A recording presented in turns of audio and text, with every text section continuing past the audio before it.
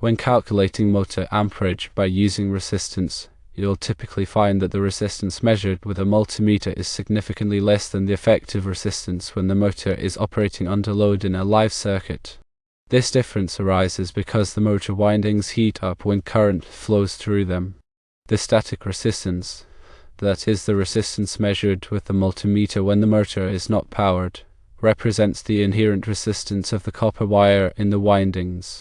This is primarily due to the material properties of the copper and its physical dimensions like length and cross-sectional area.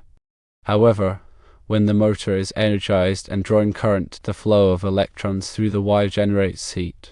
This heat increases the temperature of the windings, and this increase in temperature directly affects the resistance. Copper, like most metals, exhibits a positive temperature coefficient of resistance. This means that as the temperature increases, so does the resistance. The increased temperature causes the copper atoms within the wire to vibrate more vigorously, impeding the flow of electrons and thus increasing resistance. The magnitude of this change in resistance depends on several factors, including 1. The amount of current flowing through the windings, 2. The efficiency of the motor in dissipating heat, and 3. The ambient temperature surrounding the motor. The relationship between temperature and resistance can be described by an equation.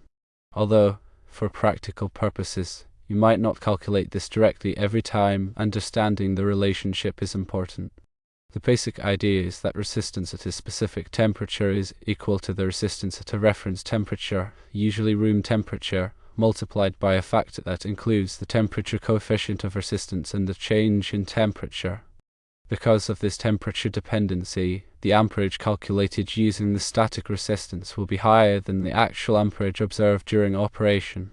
To accurately determine the operating amperage, it's essential to either measure the current directly with an ammeter or to account for the temperature increase and its effect on the winding resistance.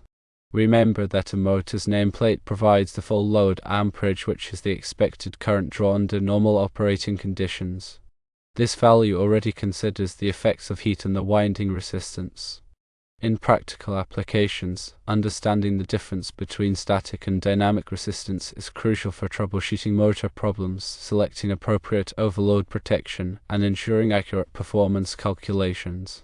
When troubleshooting, a significantly different static resistance compared to the motor's specifications could indicate a winding fault.